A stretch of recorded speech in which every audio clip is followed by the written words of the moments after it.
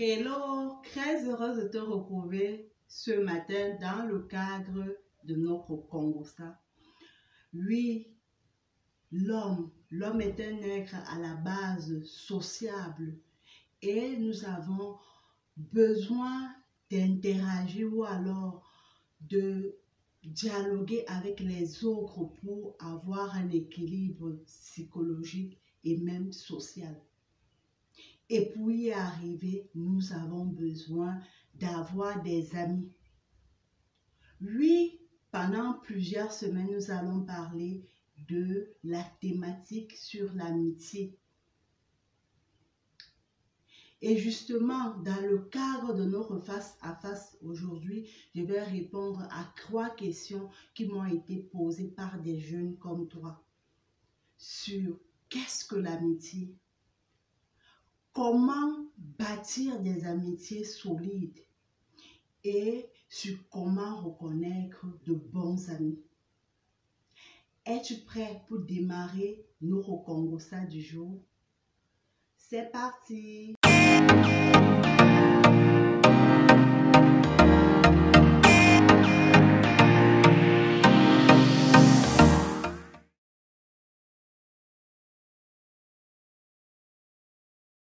L'amitié est le sentiment d'attachement et d'affection qui se crée entre deux personnes et qui n'est pas fondé sur la craie sexuelle.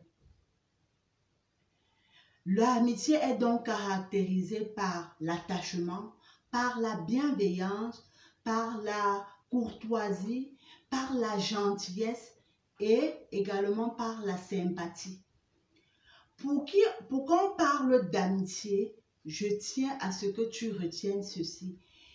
L'amitié, pour qu'elle existe, il ne faut pas qu'il y ait attrait sexuel ou attirance physique entre les deux personnes amies. La deuxième chose, c'est que pour qu'on parle d'amitié, il faut que les deux personnes se mettent ensemble pour créer cette relation. Comme on dit chez nous en Afrique, il faut que chacun porte son sac pour que cette relation existe. Alors, ce n'est pas normal lorsque dans une relation d'amitié, c'est une personne qui prend des nouvelles, c'est une personne qui fait toujours des efforts pour prendre soin de l'autre, pour témoigner sa sympathie à l'autre, pour aider, accompagner, écouter l'autre personne en face. Dans ce genre de situation, cette amitié n'est pratiquement pas valable, tout simplement parce qu'elle ne correspond pas à ce qui est attendu d'une relation d'amitié. N'oublions pas, amitié, pas d'attrait sexuel et réciprocité.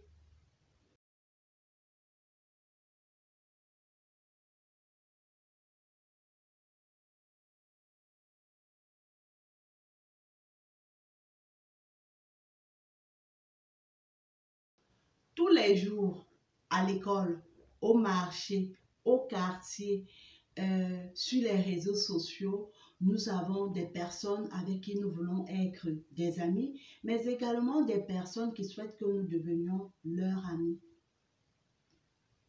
Mais la grande question qui se pose, c'est quel type de relation allons-nous entretenir?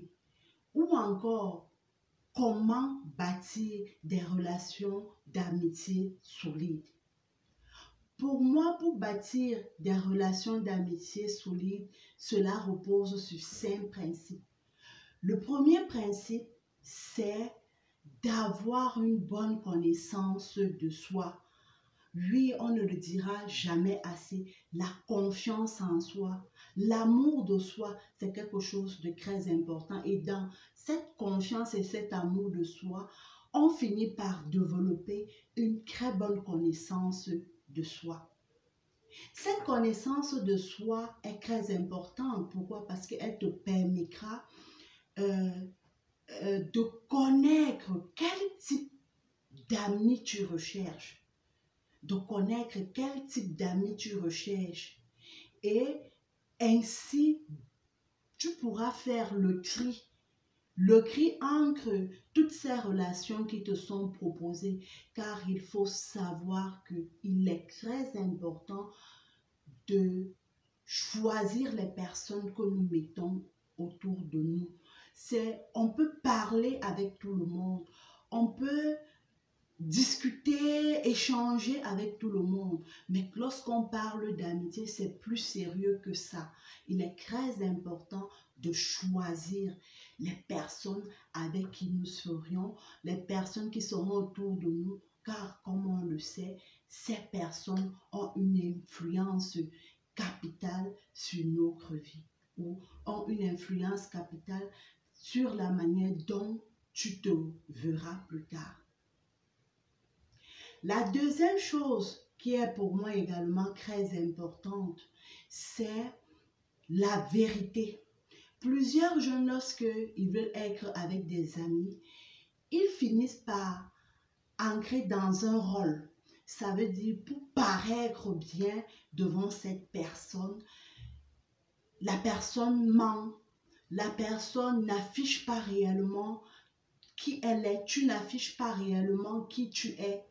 Tu entres dans un jeu de rôle, où parfois tu n'aimes pas quelque chose, mais pour faire genre, pour être apprécié par l'autre, tu ne signales pas ça très vite. Plusieurs même finissent par faire quoi? Par essayer d'être une copie de l'ami ou de la personne qui est là. Or, l'amitié, que lorsqu'on a ami, on doit pouvoir s'aimer avec nos différences. On doit pouvoir s'apprécier malgré nos différences et cheminer ensemble.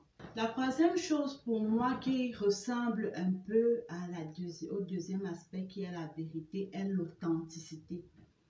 Oui, dans une relation amicale, les deux amis doivent être authentiques l'un avec l'autre, c'est-à-dire ne pas ancrer, comme je l'ai dit, dans des rôles. Être vrai, c'est vrai, mais chaque personne doit être amie avec l'autre pour des bonnes raisons. Normalement, quand on est ami avec quelqu'un, on ne cherche pas à le changer. On ne cherche pas à lui poser des conditions pour être avec lui. On l'apprécie tel qu'il est, avec ses forces, ses défauts, ses qualités, et on travaille au mieux pour l'aider à être une meilleure version de lui-même. Ça veut dire qu'un ami authentique, c'est un ami qui est capable de dire à l'autre que tu es dans l'erreur. Cette attitude que tu viens d'avoir n'est pas normale, il faut changer. Je pense objectivement que pour ta santé, fumer, ce n'est pas très intéressant. Non pas que je dise que pour être ami avec moi, il faut que tu cesses de fumer, mais je suis en train de te dire que pour ta santé, il est très important que progressivement, tu cesses de fumer parce que ça a un impact sur toi. Donc, cette authenticité-là, dans les relations est très importante et justement va aider à créer une relation solide, une relation où lorsque tu es avec une personne, tu sais que cette personne, ce qu'elle te dit est vraiment quelque chose de vrai, quelque chose qui est là pour t'aider à être une meilleure version de toi-même. Le quatrième aspect pour moi est de prendre le temps de sonder les relations amicales. On ne peut pas bâtir une relation amicale forte et solide comme ça d'un seul coup. Il y a plusieurs étapes à franchir. Il y a d'abord la fondation. Donc la fondation, c'est sur quoi repose réellement notre amitié. Quelles sont réellement les bases de notre amitié? Quand on sait qu'une amitié ne doit pas être basée sur l'intérêt, si la fondation n'est pas solide, par exemple, l'amitié est basée sur l'intérêt, l'amitié est basée sur, pour atteindre un objectif précis, c'est fragile. Ça veut dire que la fondation est fragile. Et qu'on le veuille ou non, votre amitié est déjà vouée à l'échec.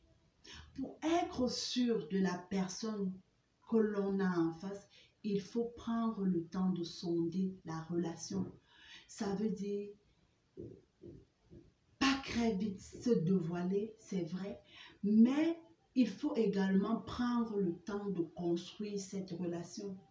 Parce que pour qu'une relation soit solide, comme je l'ai dit, il y a réciprocité. Il faut que l'un et l'autre essayent de donner, chacun doit essayer de donner du sien pour que cette relation marche.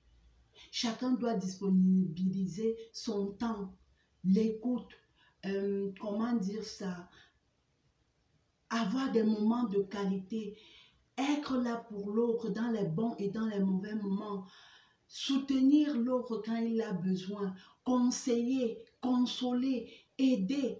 Donc, et cela doit être fait vice-versa. Si on ne prend pas le temps de bâtir une relation, c'est comme je l'ai dit, une maison. Si on ne prend pas le temps de bâtir une relation, cette relation, désolé de te dire, elle sera vouée à l'échec et ne pourra jamais être solide. Donc, prenons le temps d'éprouver nos relations pour être sûr de la fiabilité de l'ami que l'on a. Prenons et aussi du fait que nous avons les mêmes intérêts. Mais enfin, prenons le temps de donnons-nous les moyens, comme je voudrais dire, de bâtir cette relation. Et pour ça, chacun a son rôle à jouer. Chacun doit y mettre du sien. Chacun doit se mettre au travail pour réellement être présent pour l'autre et réellement se préoccuper de l'autre. Et c'est ainsi que cette relation où chacun sera épanoui, où chacun aura une corbeille dans son cœur bien remplie, mais forcément, elle ne pourra produire que de bons fruits. Donc, ne l'oublie pas, les 4 principes fondamentaux qui vont t'aider à bâtir une relation solide sont 1. Une bonne connaissance de soi-même. Une bonne connaissance de toi pour t'aider à choisir et à faire un cri sur tes relations. La deuxième chose, c'est la vérité et la sincérité dans les relations. Oui, il ne faut pas faire en ce qu'une personne soit attirée ou cherche à connaître une fausse identité que tu as proposée. La troisième chose, c'est l'authenticité dans les relations. Elle rejoint, comme je l'ai dit, la vérité. Il faut pouvoir être vrai. Il faut pouvoir savoir que notre ami est celui-là sur qui nous pouvons compter pour nous dire la vérité, pour être vrai avec nous. C'est cette personne qui, quand on est avec elle, on se sent les épaules légères parce que l'on sait que cette personne ne nous jugera jamais. Et la dernière chose, c'est le temps. Oui, le temps de bâtir une relation. Pour bâtir une relation solide, il faut que chacun y donne du temps. Et cela passe par l'écoute, par le fait d'avoir des moments de qualité, le fait de se préoccuper réellement de l'autre, le fait d'être là pour l'autre dans les bons comme dans les mauvais moments. C'est vraiment ça, donner son temps réciproquement pour bâtir une relation solide.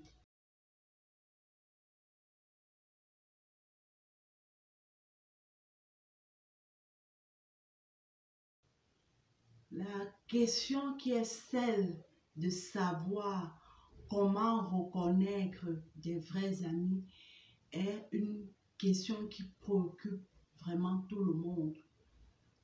Parce que, comme je l'ai dit, nous tous vraiment, nous sommes en relation en permanence avec des gens. Et on n'a pas envie de se faire trahir ou de se voir parce que ça fait très mal. Donc, pour moi, comment reconnaître un ami, comment reconnaître si c'est un vrai ami ou pas? Moi, je te dirais, première chose qu'un vrai ami, c'est quelqu'un qui doit pouvoir t'aimer. T'aimer de manière inconditionnelle. Ça veut dire quand tu es avec cette personne, tu sens toujours que cette personne veut ton bien, veut que tu sois une meilleure version de toi-même, veut que tu t'améliores. La deuxième chose, c'est qu'un vrai ami, c'est quelqu'un qui accepte tes valeurs. Chacun de nous, nous avons des valeurs humaines, nous avons des valeurs religieuses, nous avons des valeurs sociales.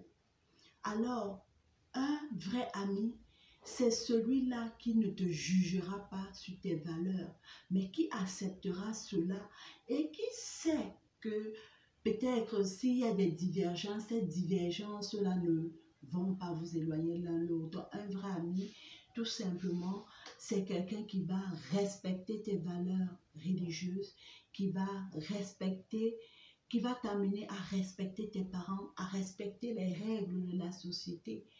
Voilà, les principes que tu t'es donné dans la vie.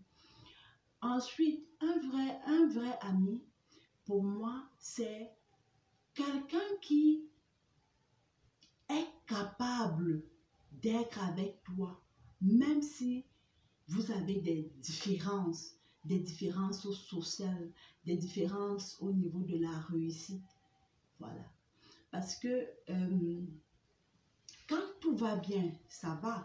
Mais quand il y a cette différence, il faut vraiment apprécier vraiment quelqu'un pour rester avec elle, avec cette personne. Par exemple, supposons, toi tu as réussi dans la vie et la personne n'a pas réussi, ou l'inverse, la personne a réussi et toi tu n'as pas réussi certaines choses. Est-ce que cette personne sera toujours avec toi comme avant? Est-ce que cette personne t'accordera toujours la même considération, le même respect, sera toujours humble avec toi comme avant? Ça, c'est la grande question. Donc, un vrai ami, c'est quelqu'un qui, de manière inconditionnelle, quelles que soient les conditions vraiment, reste ami avec toi. Reste ami avec toi. La troisième chose, c'est qu'un ami, c'est celui-là qui est capable de te dire la vérité, même si cela va créer des crises. Tellement cette personne t'apprécie qu'elle n'est pas prête à te laisser aller dans le mauvais sens. Elle est prête à te dire la vérité, même si cela produit quelques moments où vous n'allez pas vous parler, où vous n'allez pas vous entendre, mais cette personne accepte cela. Cette personne, un vrai ami, c'est quelqu'un qui est avec toi dans les bons comme dans les mauvais moments. Donc quand tu vas mal, cette personne est là. Et c'est généralement dans les mauvais moments que l'on reconnaît ses vrais amis. Quelle est cette personne qui peut être avec toi quand tout va mal? Ça également, c'est ça. Un vrai ami, c'est quelqu'un, comme je l'ai dit, par amour, qui t'aidera à exceller, à être une meilleure version de toi-même. À être une meilleure version de toi-même dans chaque aspect de ta vie. Qui va t'accompagner, qui va te conseiller, qui va t'encourager pour que tu sois une meilleure version de toi-même. Un vrai ami, c'est vraiment quelqu'un de fidèle, d'authentique, de sincère dans ses actions vis-à-vis de toi. Un vrai ami, c'est quelqu'un qui finalement finit par, comment dire ça, quand tu lui fais des confidences, cette personne ne te trahit pas. Cette personne ne te trahit pas, elle garde tes secrets et tes confidences comme si voilà, comme si c'était toi-même quoi. Pour reconnaître vraiment un vrai ami, je te dirais qu'il y a des signaux qui vont te permettre de savoir si cet ami est vraiment ton ami ou pas. Si tu as en face de toi quelqu'un qui est jaloux ou jalouse, qui ne cesse de se comparer à toi, qui parfois est possessive, ne veut pas que tu aies de relations amicales ou de courtoisie avec d'autres personnes, ne veut pas que tu fasses d'autres activités sans elle. Si tu as également quelqu'un en face de toi qui très vite, lorsque tu lui fais des confidences, elle a tendance à dire, à révéler tes secrets à d'autres personnes, à se moquer de toi juste parce que la personne veut bien paraître devant les autres ou alors tout simplement te rabaisser. Si tu as en face de toi quelqu'un qui ne te dit pas toujours ses secrets ou qui ne te révèle pas réellement qui elle est, que quand tu es là, tu as l'impression que la personne mène un double jeu.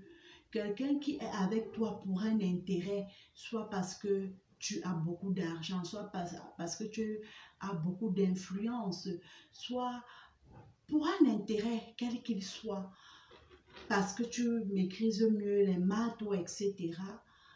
Ça également, il faut faire attention. Et enfin, si tu as quelqu'un proche de toi qui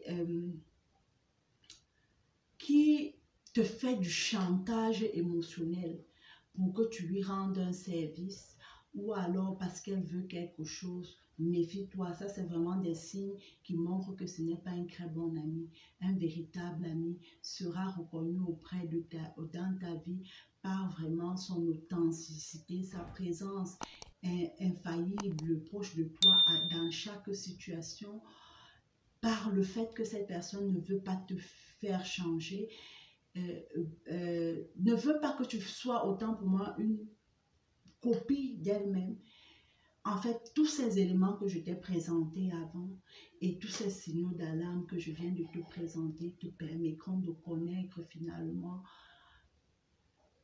des bons amis autour de toi, je l'espère.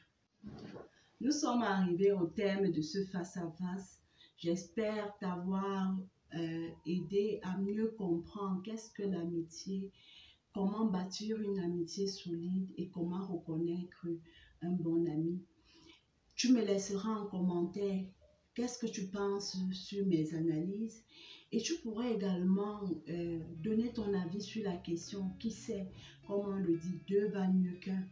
Tu pourras ainsi m'éclairer sur certains aspects que j'ai omis et qui, je suis sûre, pourront m'enrichir et enrichir tout le monde.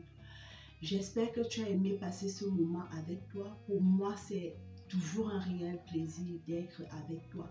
Mais je veux, avant que l'on finisse cette vidéo, que tu retiennes ceci. Oui, c'est vrai que l'homme aime avoir des amis, aime être entouré, mais il est très important de choisir les personnes que l'on met proches de nous. Il faut savoir que le but dans la vie, ce n'est pas d'avoir beaucoup d'amis, mais c'est d'avoir un nombre requis. En fait, c'est d'avoir des amis de qualité. Donc, c'est pas la quantité d'amis qui est important, mais c'est la qualité des amitiés qui est très importante. Qui est très importante justement pour éviter de se faire trahir et de se faire du mal et finalement finir par être dessus. Si tu aimais cette vidéo, n'hésite pas à la liker, n'hésite pas à la partager et surtout reste connecté avec moi. N'oublie pas, ce mois-ci, nous avons décidé de parler des thématiques sur l'amitié et justement, dans le prochain Congossa, nous allons parler de l'amitié fille-garçon. Est-il possible de créer une amitié sincère entre un garçon et une fille? Ou alors, tout simplement, l'amitié entre un garçon et une fille est-elle possible? Reste avec moi pour discuter de tout cela très prochainement. D'ici là, reste connecté. Que Dieu te bénisse. Ciao, ciao, ciao!